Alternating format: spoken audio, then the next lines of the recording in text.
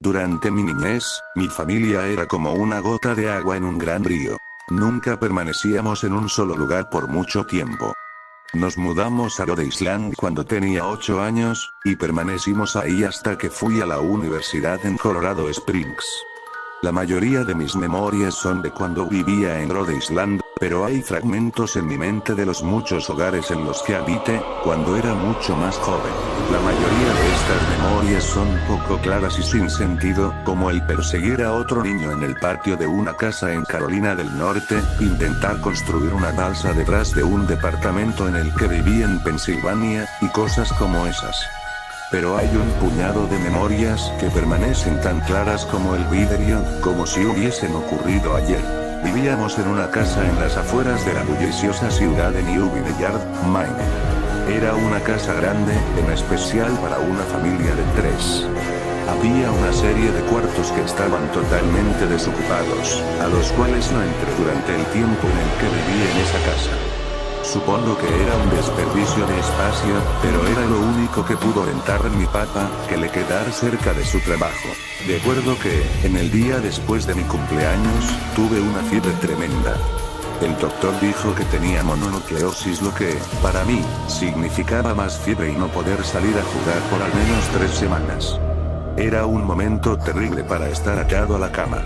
Estábamos empacando para mudarnos a Pensilvania, y la mayoría de mis cosas ya estaban dentro de cajas, dejando mi cuarto casi vacío. Mi mamá me traía agua mineral y libros varias veces al día, los cuales servían como único entretenimiento durante estas semanas.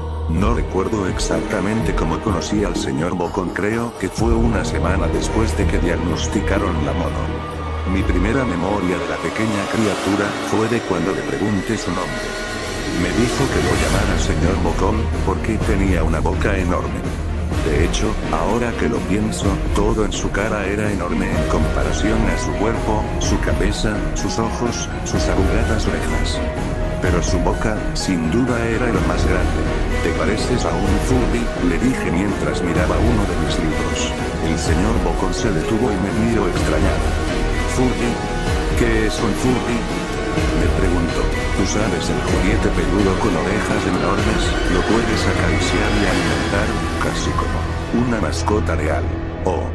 Tú no necesitas uno de esos. No es lo mismo que tener un amigo real.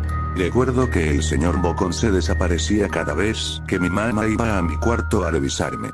Se ocultaba bajo mi cama y me decía: no quiero que tus papás me vean, tengo miedo de que ya no nos dejen jugar juntos. No hicimos mucho durante los primeros días. El señor Bocón solo veía mis libros, fascinado con las imágenes e historias. Por ahí del tercer o cuarta noches desde que lo conocí, me despertó con una gran sonrisa en su rostro. Vamos a jugar un nuevo juego, me dijo. Pero tenemos que esperar hasta después de que tu mamá venga, porque es un juego secreto. Después de que mi mamá me trajera más libros y refresco, a la hora de siempre, el señor Bocón se deslizó desde debajo de la cama y tomó mi mano. Tenemos que ir al cuarto que está al final del pasillo, me dijo. Me negué al principio, pero el señor Bocón insistió hasta que cedí. El cuarto en cuestión no tenía ni muebles ni tapiz. Lo único que lo distinguía era una ventana del lado opuesto a la puerta. El señor Bocón corrió a través del cuarto, y le dio un firme empujón a la ventana, dejándola un poco abierta. Entonces, él me insistió en que mirara hacia el piso, afuera. Aunque estábamos en el segundo piso de la casa, la caída era más alta debido a que estábamos en una colina. Me gusta jugar a fingir aquí, me explicó el señor Bocón. Finjo que hay un suave y enorme trampolín allá abajo, y brinco. Si lo crees con todas tus fuerzas, vas a ver que rebotas hasta acá arriba, como una pelota. Quiero que lo intentes. Es muy alto, le dije. Pero eso es lo divertido. No sería tan divertido si fuera una caída corta. De ser así, mejor si rebotaras en un trampolín real. Recuerdo haber jugado con la idea. Dejarme caer en el fresco aire, y rebotar en algo que mis ojos no podían ver. Pero el realista en mí prevaleció. Quizás en otra ocasión, le dije. No sé si tenga tanta imaginación. Podría lastimarme.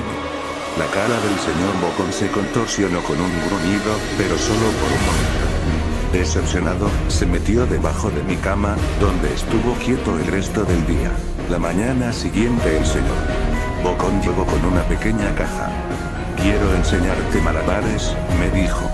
Aquí hay algunas cosas que puedes usar como práctica, antes de que te dé tu primera lección. Mire la caja. Estaba llena de cuchillos. Mis patas me mataron. Le grité horrificado de que el señor Bocón había traído cuchillos a mi cuarto, objetos que mis patas no me dejarían tocar nunca. El señor Bocón gruñó. Es divertido jugar con esto. Quiero que lo intentes. Alejé la caja de mí. No puedo. Me regañaban. Los cuchillos no son seguros para aventarse. Las cejas del señor Bocón se cerraron, molesto. Tomó la caja con los cuchillos, y se metió debajo de la cama, otra vez durante todo el día.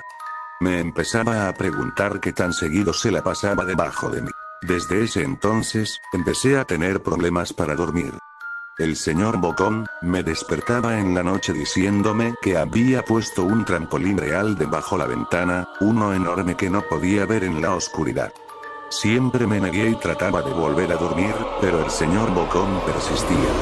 Algunas veces, se quedaba a mi lado hasta el amanecer, animándome a saltar. Ya no era tan divertido jugar con él. Una mañana, mi mamá fue hacia mi cuarto, y me dijo que tenía permiso de ir a caminar afuera. Pensaba que el aire fresco sería bueno para mí, especialmente después de estar confinado a mi cuarto por tanto tiempo. Con emoción, corrí hacia el patio, esperando poder sentir el sol en mi cara. El señor Bocón me estaba esperando. Hay algo que quiero que veas, me dijo. Debí darle una mirada fea, porque entonces me dijo, es seguro, no pasa nada, te lo prometo. Lo seguí hasta un viejo camino que corría a través de los bosques detrás de mi casa. Este es un camino importante, me explicó. Tengo muchísimos amiguitos de tu edad. Cuando estuvieron listos, lo llevé por este camino. A un lugar especial. Todavía no estás listo, pero algún día, espero, lo estarás. Regresé a mi casa preguntándome qué tipo de lugar existía más allá de aquel camino. Aproximadamente 2 semanas después de conocer al señor Bocón, empacaron la última carga de cajas en el camión de mudanzas. Me fui adelante con mi papá, en un largo recorrido hacia Pensilvania. Había considerado en decirle al señor Bocón que me iba, pero aún teniendo 5 años, sospechaba mucho de las intenciones de la criatura, a pesar de lo que me decía. Fue por esta razón que decidí no mencionar nada de mi mudanza. Eran las 4 de la mañana cuando mi papá y yo estábamos en el camión.